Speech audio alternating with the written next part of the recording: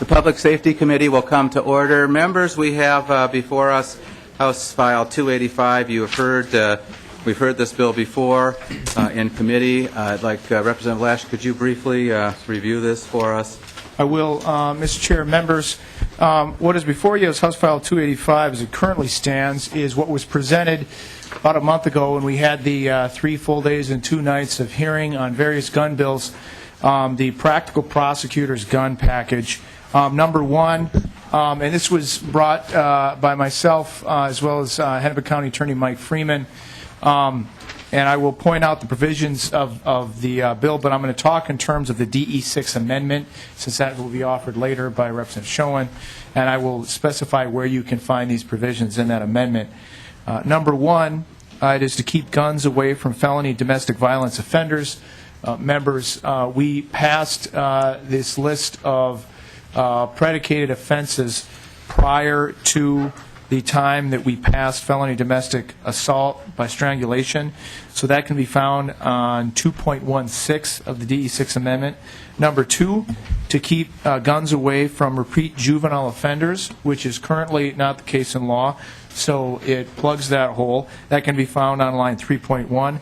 Number three, stopping the known transfer of guns to criminals. Under current law, certain people, including convicted criminals, may not possess guns, but if they do, they commit a crime. We propose also making it a crime to knowingly help such people possess guns, for example, by giving guns to them or giving them money to buy guns. This can be found on line 6.16 through 6.18. Number four, keeping ammunition away from criminals, changing law to comport with federal law that already contains this prohibition. That can be found in Section 5. And finally, members, on the fifth one, limiting access to guns by the mentally ill.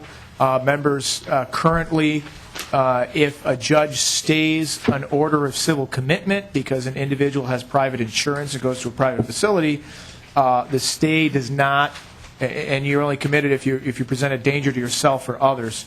But the stay does not preclude the prohibition against possession, which in every other case it would. So this fixes that hole. And that is everything in the bill. The only other thing it does contain that does not include dealing with the gun show loophole, Mr. Chair and members, includes the instant transmission of the individuals who have been committed to the NICS system. Okay, Representative Lesch, so that was you were sort of reading off the amendment that has not been introduced yet, so why don't we, if I understood that correctly, that was House File 285. So, Representative Schoen, why don't you introduce your amendment, and if there... Mr. Chair. Who is that? Mr. Chair. Representative Kelly. Thank you, Mr. Chair. I just want to applaud Representative Lesch for bringing this bill forward. I think it's a very well thought out bill, and I think it keeps guns out of the hands of criminals and protects law-abiding citizens. So I think we would be glad to support this bill, Representative Lesch, as it is, and we'd be glad to move it forward. So I think this is great legislation. It's something that has been a compromise. You've involved a lot of people, and I think it's good work. So I think as it is, we could support it. Thank you, Mr. Chair. Okay, thank you, Representative Kelly. Representative Lesch, I think we need you to move House File 285 with a recommendation to pass and referred and be referred to the General Register. Mr. Chair, I do so move. Okay, so Representative Lesch has moved that. Now, Representative Schoen. Mr. Chair, I'd like to move the DE6 amendment. Representative Schoen introduces the DE6 amendment. Can you briefly, you've heard Representative Lesch talk about the provisions that are in your amendment already, but maybe you can explain the rest of it to the committee. Mr. Chair and members, the DE6 amendment adds Section 7.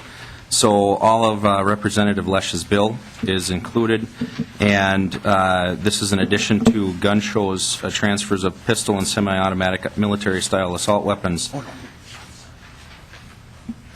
Okay, very good. Any questions of the author of the bill or the author of the amendment? So, Mr. Chair, if I may if I offer an explanation of the amendment. What this does is it requires anybody going to a gun show, if you're going to purchase from a federal firearms licensed dealer, nothing changes. If it's a transaction between two private parties, that are selling with certain precursors as far as amounts of people at the premises, that basically once a year, as you do now when you purchase from a federal firearms dealer, you have to obtain a permit to purchase from your local sheriff or police department. If you have a permit to carry, that also suffices because that's obviously to a higher standard, and that covers your permit to purchase as well. There really is no paper trail for this, so what we've tried to do is alleviate those concerns with folks that believe we're creating a registry, and that does not happen here. This is between two parties, but it just asks the two parties to produce the document that says at least once a year you've had some sort of background check, meaning you went in, passed that check that you normally do when you go to Cabela's or anywhere else, and now all you have to do is show it, and that suffices for the transaction.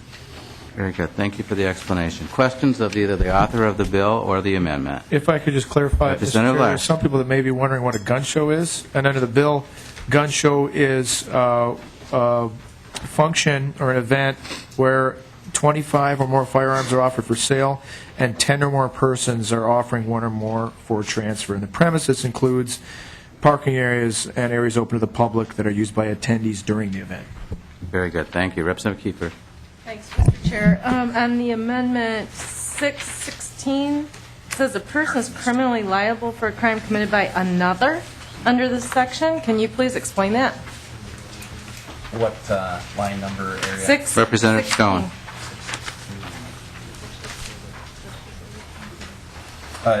Mr. Chair and Representative Kiefer, actually, that's under the original bill with... That's, Representative Lesch. Mr. Chair, Representative Kiefer, that's under the practical prosecutor's gun package.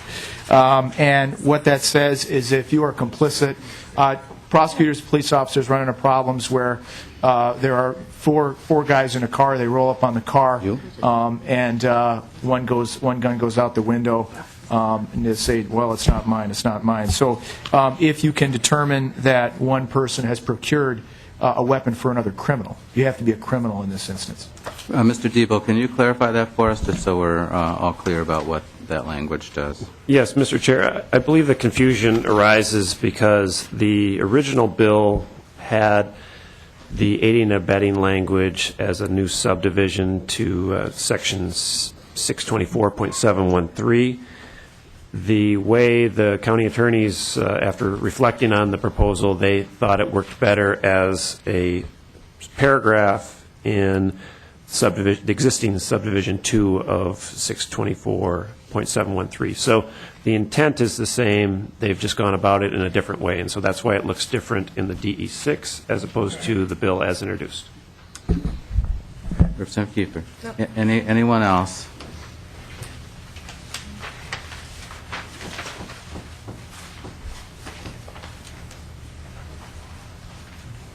Anyone have any comments? Because we're going to Cornish. Mr. Chair, I was just wondering if this has implications on the courts. Why are we going right to the floor of it? Shouldn't it go to judiciary or? Representative Hillstrom. Thank you, Mr. Chair, and Representative Cornish. In fact, I think that because we are this data is already happening. It's already going to the system. This is just saying we need to get that back data in. I don't think that we need to hear that portion in the Judiciary Committee. Representative Cornish. Okay. Mr. Chair. Representative Hillstrom. Thank you, Mr. Chair. I'd just like to make a few comments. Members know that I have been very active in working on this issue and working with House File 1325 in an attempt to find a solution that we could get some bipartisan support for. The prosecutor's package is part of that proposal, as well as the first section of the transmittal data that came from the sheriffs. And so it is slightly modified to deal with fiscal concerns, making it 3 days instead of 72 hours, I believe, from when it was originally introduced. But that is very similar to exactly what's in the prosecutor package. What's different here, and what I agreed to as part of a compromise to move a bill to the House floor to let members vote is to add Section 7, which is the gun show provision. I believe that we have the ability to work on a provision while respecting the Second Amendment rights of law-abiding citizens. And I know that not everyone is happy about this, but I have agreed that I could vote for the DE6 to move this issue forward, and I know that we will have further discussions on many of the issues, including the items that are in House File 1325. Representative Kelly. Mr. Chair, I guess just a question of Representative Hillstrom is maybe a little further explanation of why you don't think it should go to judiciary, because I think this will have a dramatic impact on the courts. I just want to get an understanding as to why you think that's not a logical place for this to go. Representative Kelly, we've had much discussion, many months, about whether or not it has to go there. And the statement that some have said is it could go there, but it doesn't have to go there. And so I think because this particular provision is the only part that is included that will have an impact on the judiciary at all is the part that's on the data that's already getting sent there. It is the 3 business days, the electronic transfer to the National Criminal Background Check System, about the civilly committed data. I don't think that we would need to see that piece there. Representative Kelly. Mr. Chair, I don't know if a roll call has been asked yet. Not yet. But we would appreciate a roll call on this. Representative Kelly has asked for a roll call. Any further discussion? Representative Cornish. Representative Paymar, just that naturally you know that we object to the bill and the poison pill being added to the good bill, and hopefully we'll continue this discussion on the House floor. We realize we probably don't have the votes tonight, but hopefully we will on the House floor, and you and I will engage in a lengthy debate. Thank you. Thank you, Representative Cornish, and thank you, members. I'll let Representative Lesch make closing comments if you'd like, but I'd just like to say that did we adopt the DE6 amendment? Do you want a roll call on the DE6 also? Yes, Mr. Chair. Okay. The committee administrator will take the roll on the DE6 amendment. We've never done this before in committee, so I'm trying to. The committee administrator will take the roll. What's starting with me? Chair Paymar. Aye. Vice Chair Rosenthal. Yes. Cornish. No. Hillstrom. Aye. Johnson. No. Kelly. No. Kiefer. No. Lesch. Aye. Lomer. No. Mullery. Aye. Newberger. Nope. Savick. Aye.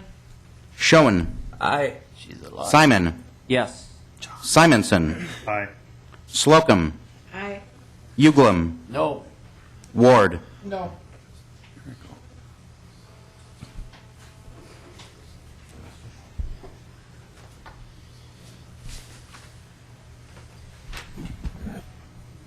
The amendment, the DE6 amendment passes 10-8.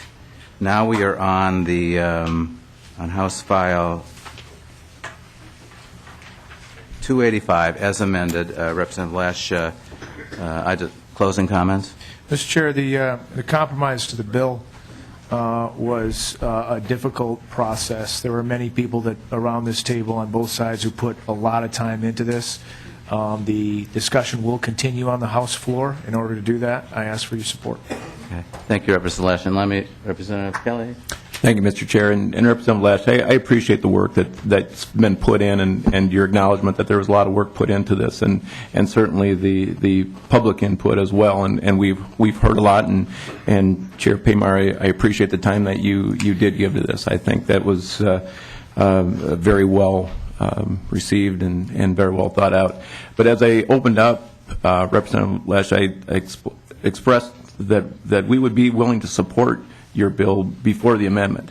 And I think that's important because it speaks to the work that has gone on to this, gone into this bill, and bringing groups together that normally don't have a lot in common and generally sit around a table. So I appreciate the work that you did, but it's unfortunate, I think, that we put this amendment on today and that you won't have the support from this side. But Mr. Chair, I don't believe I've asked for a roll call on this, but I would appreciate that as well. Thank you. President Kelly, ask for a roll call on the on House File 285 as amended. And I would echo that. I would appreciate your indulgence on all of this. Gun violence, as we've talked about, is an important issue in the state, across the country. This is a multifaceted problem, and this is only one piece of the solution.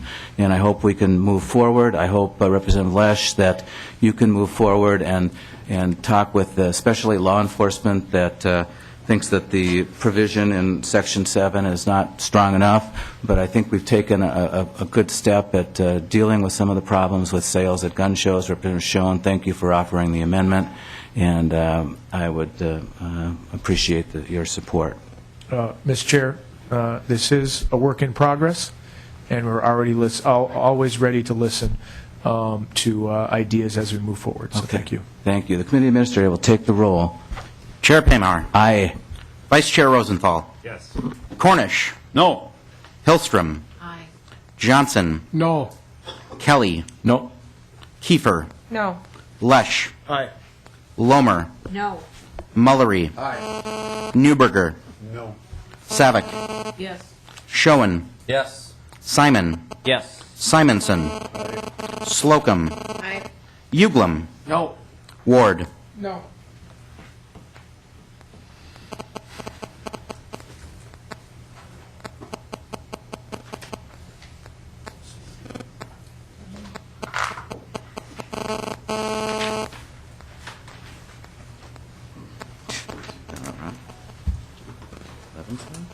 Are you sure? I don't think the vote changed from the... No. Imagine that. It looks like we picked up a vote, but I don't know where. Okay, now it's right. The